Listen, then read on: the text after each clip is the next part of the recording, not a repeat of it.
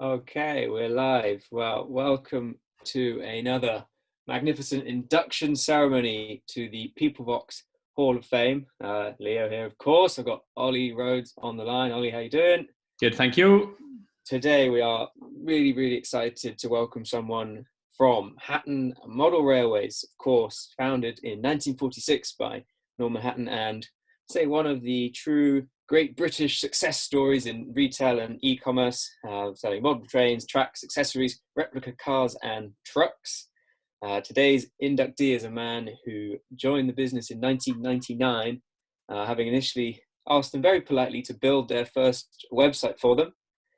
He is now the managing director of Hattons Model Railways and a true Peoplevox legend. Welcome to the Hall of Fame, Richard Davies. Hello. Thank you for having me. How are you feeling? How do you feel about this, prestigious position that you are now taking up?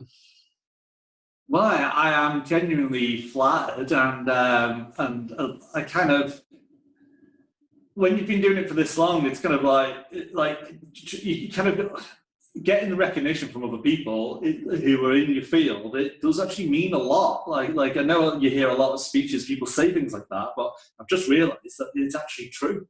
And yeah, I do really enjoy the opportunity to be part of Peoplevox's community, and anything I can help share, then I'm eager to help anyone who would like any help. That's amazing. Well, thanks very much for being here. If it's okay with you, I'd love to start, right at the beginning of your relationship with Hattons. And I've seen you've quoted at 8 years old, you were a impassioned fan and shopper. Can you give us an idea of your initial relationship with the company and the brand in those early days?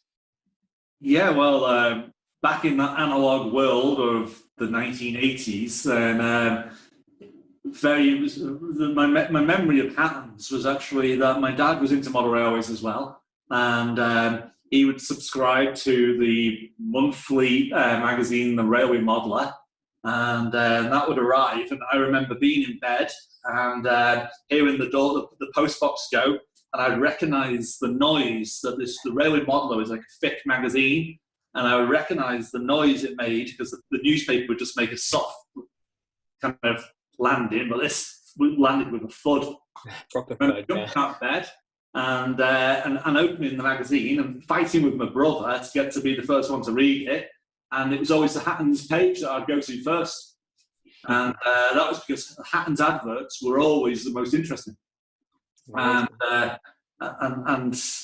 then that was Hattons. I've always had a strong affinity for that brand. Yeah, I guess, it really is a brand that stuck with you. So if we jump forward, I think age 21 is it that you get in touch with Hattons and say, I'm pretty good on a computer. Can I? Well, you tell it. How exactly did you approach them initially? Yeah, well, I kind of skipped forward and then I just almost forgot about Hattons during my teenage years. And then I ended up doing computer science at Liverpool University.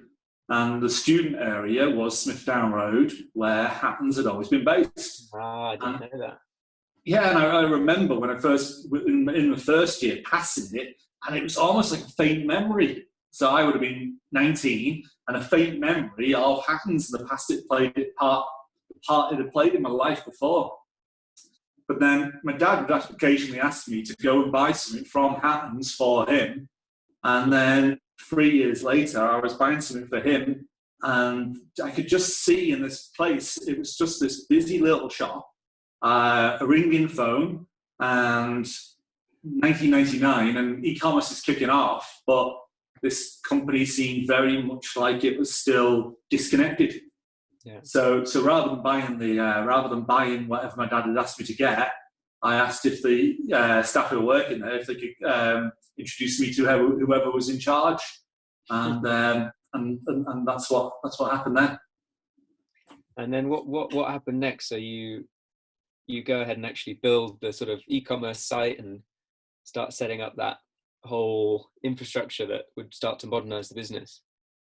Yeah, well, because So what I'd said to Keith Hatton at the time was, I think that customers would be interested in it, and he said actually a couple have been asking us to get a website, particularly the international customers, because they rely on the magazines getting to overseas, and it can take up to 3 months for a magazine to reach Australia. Still now, if I go to Australia, then I can see the copies of the magazines on the shelves are 8 weeks old, maybe more.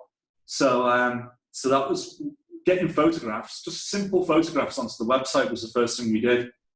And rather than using digital cameras, because digital cameras are still very expensive, we used to get the logos and drop them onto a flatbed scanner and chuck a blanket over a flatbed scanner, because that was actually the best way to get an image. The digital cameras at the time were still so basic.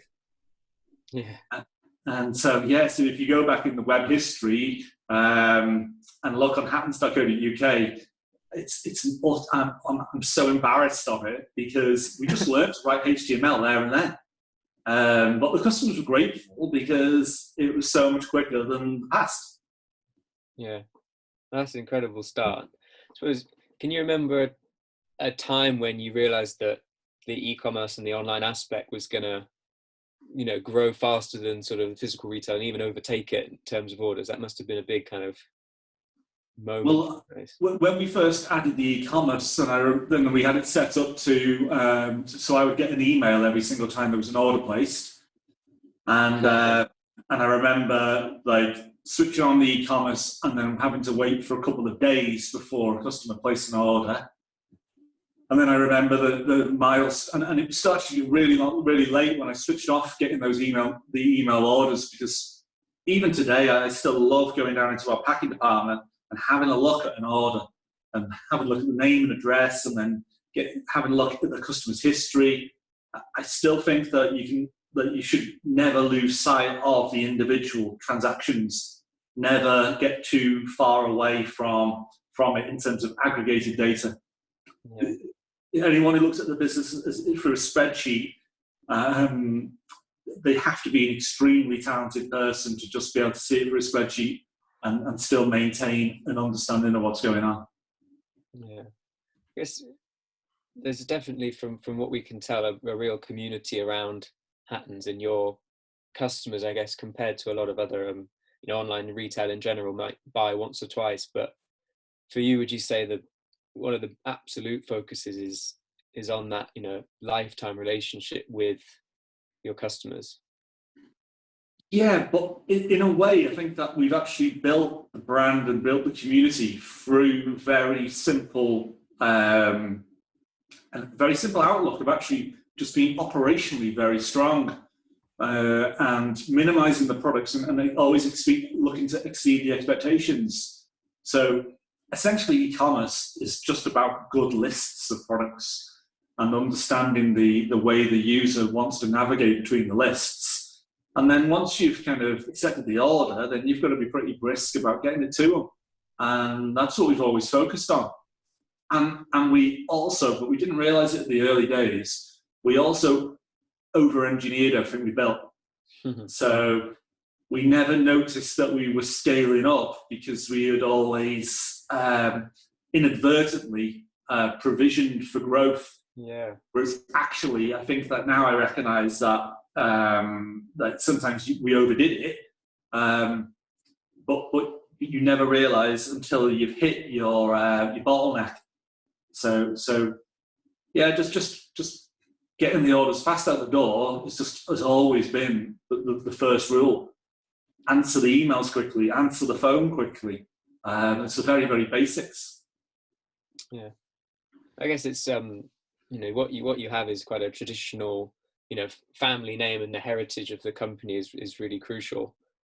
But equally, in the modern online shopping environment, you still have to innovate, and you still have to be dynamic and forward thinking in terms of how you go about your business. So for example, I've seen you guys produce some amazing content on YouTube to show behind the scenes at Hattons. Is that something you're conscious of, kind of maintaining the heritage of the brand, but also pushing it forward? And how do you foresee the future of Hattons? think you've got to remember that the customers have got a connection with the company, but only primarily through an interest in the products.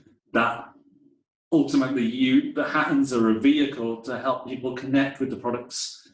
So we put that first and foremost, but we know that people like, in a way, a modern e-commerce company has to almost have the brand associated with a family company, but then have Amazon-like performance. And that's increasingly difficult to achieve.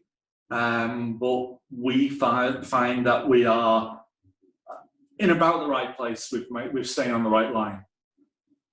Yeah. How involved do you get with Amazon and marketplaces, or do you feel the real crucial factor is staying true to your sort of single channel and your brand?